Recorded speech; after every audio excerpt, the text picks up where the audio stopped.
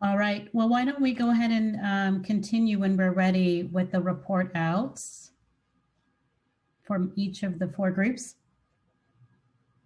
I'm going. I think we can go first, Esther, if you want. Great. Thank you so much, Rich. Why don't we start with group 1 and the report out?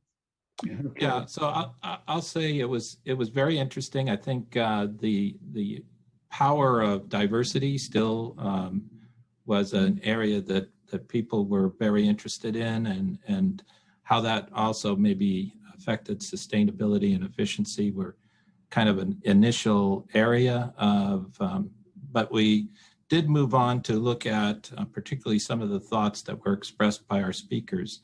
So I will turn it over to Clay Johnston, who was so kind to volunteer to be our rapporteur for the discussion. Clay?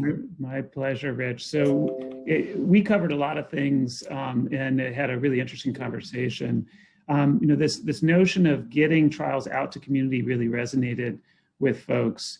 And could we actually have sort of specialized CROs that are supporting efforts out in communities? And we talked about some success in doing that in the public sphere, but how could we actually build that out better through NCI, the CTSAs, that sort of thing, to encourage that sort of moving to the periphery?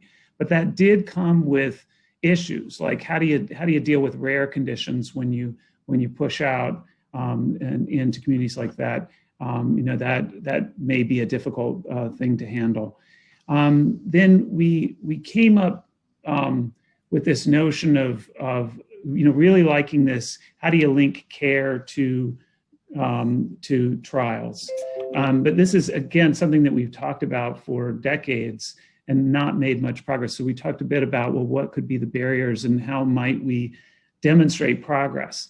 And one thing that came to mind was something that Janet said, like maybe now the call to arms, to actually do something different is a pandemic and preparing for the next one. And Jeff Drazen talked about it as the National Guard, creating a sort of National Guard system that could then come up and be ready to go with the next pandemic or emergency, but also could be used in between for other trials in this case. So the notion would be, could we create a network of networks using electronic health records as the basis?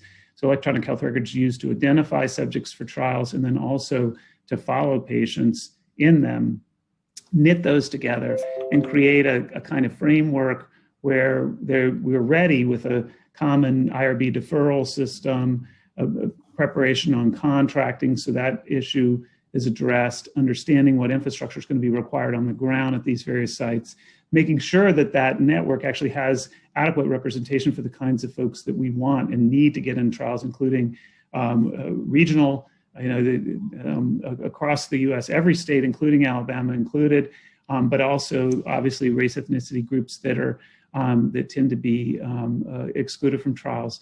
And then that could be ready to go. Even though we've discussed this for so long, maybe this pandemic actually does give us some motivation to actually invest in that and demonstrate that it can effectively move us forward. Thanks, Clay. I think that well reflects things, but are there other, actually you need time-wise to move on, right? Yes. No, thank you, Rich. And thank you, Clay. That was fantastic from group 1. I know a lot of ground was covered there. Why don't we move to group 2? Who is our rapporteur from group 2?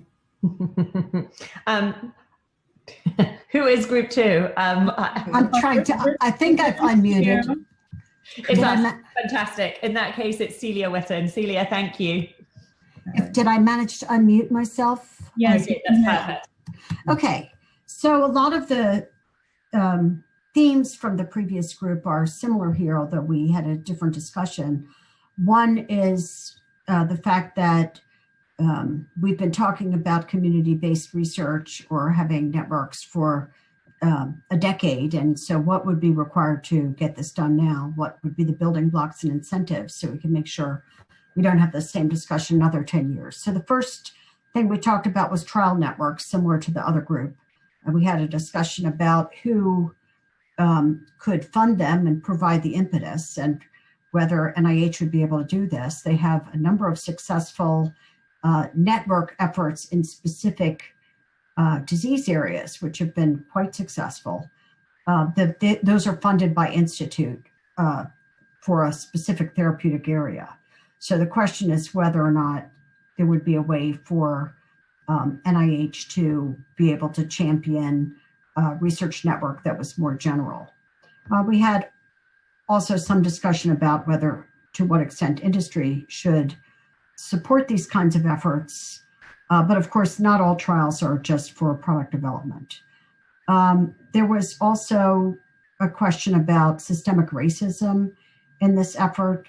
And the suggestion was made that you need to engage trust brokers, as the first speaker of the day said, and that maybe that we should work on engaging the community while standing up these kinds of systems in clinical data, and then trying to get those two to converge.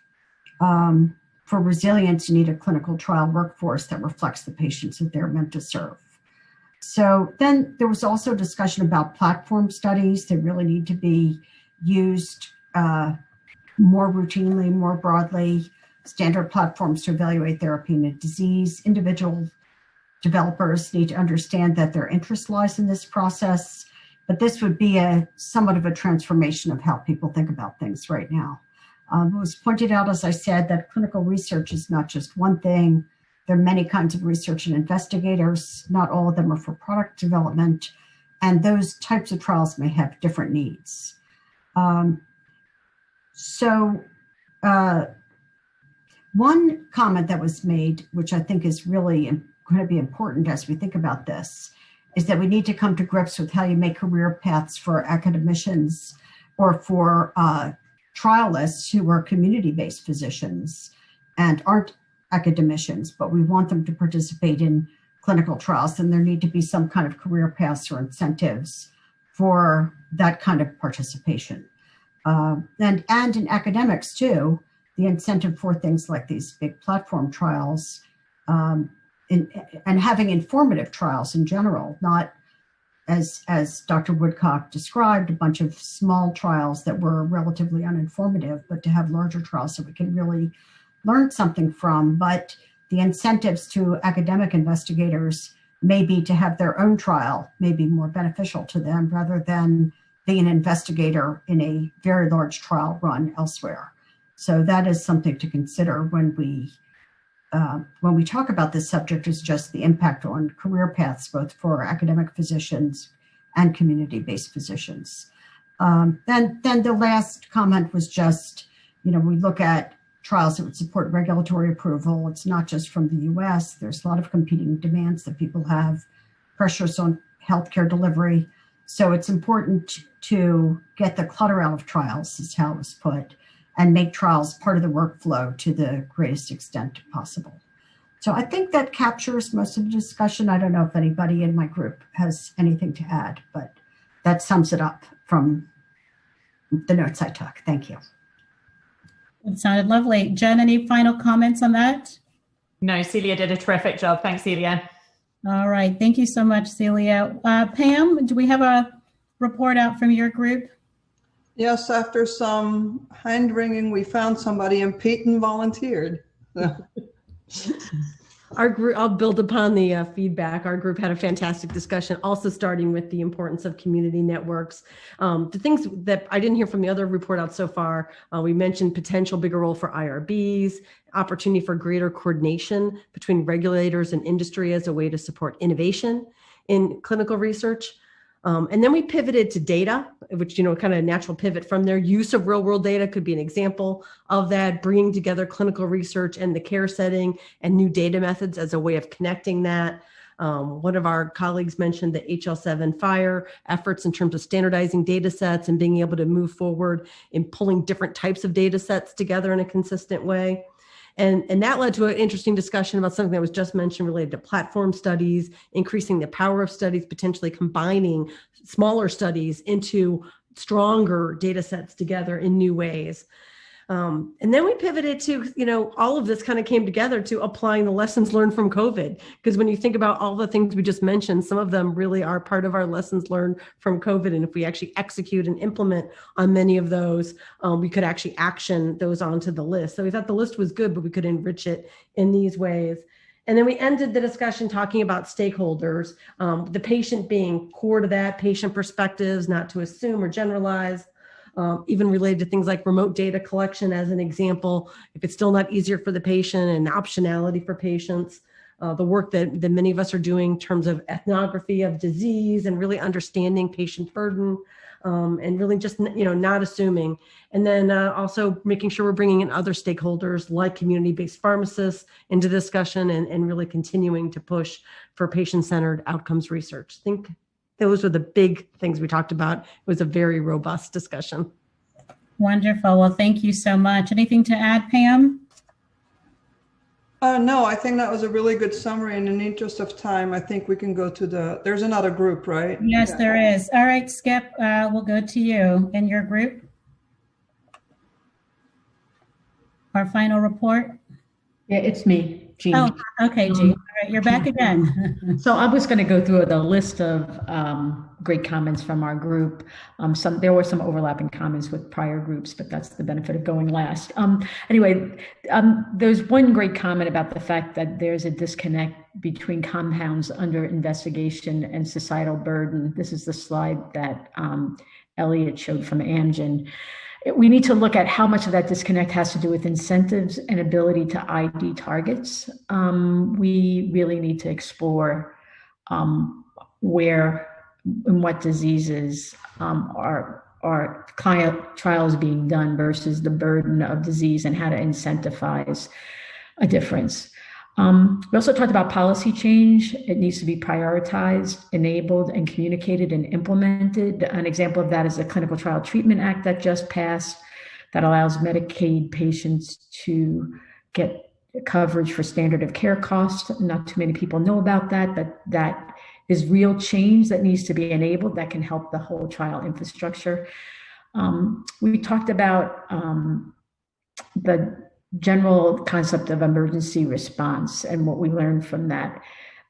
So we have data available, but there needs to be data coordination nationally. And the team thought that we can learn from the UK model, their standardization, along with the importance of moving ahead community-based and engaged trials. So we should learn from other places in the world who were able to do data coordination with high standards and sharing. We talked about the fact that community participatory research needs to be funded. Where is it going to be funded? How are we going to grow it? How are we going to train and provide incentives for community-based researchers? We talked about some infrastructure issues. Internet access should be a national priority.